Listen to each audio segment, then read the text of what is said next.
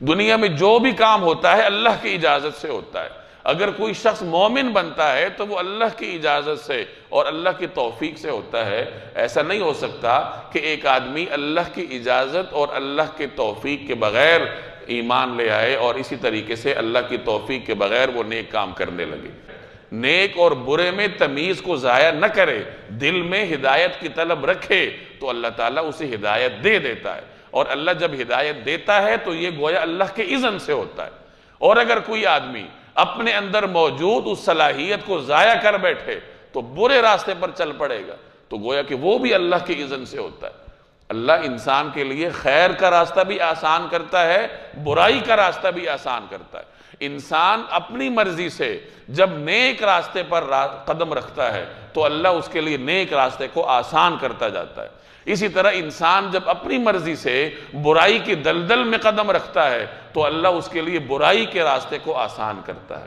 آج تو یہ مثالیں سمجھنا آسان ہے نا، ہم دیکھتے ہیں کہ ایک انسان کس طریقے سے درندے سے بڑھ کر ظالم ہوتا ہے۔ بظاہر وہ کلمہ گو ہے، آپ کو مسجد کی پہلی صف میں بھی نظر آئے گا، لیکن جب قوم مشکل میں ہوگی تو وہ پیٹرول نہیں دے گا، جیسے آج کل ہو رہا ہے۔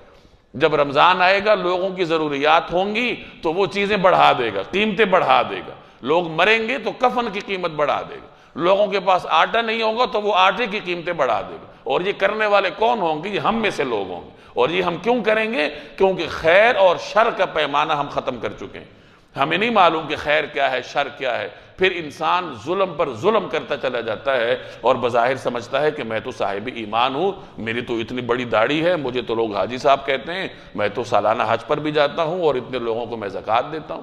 اور ظلم کا اس کا یہ حال ہے کہ پوری قوم کو اس نے مصیبت کا شکار کر رکھا ہے۔ تو بہرحال انسان جو کچھ کرتا ہے اپنی مرضی سے کرتا ہے، اور پھر ہم جیسے لوگ اس کو تقدیر کے حوالے کر دیتے ہیں کہ جی یہ تو تقدیر کا کام۔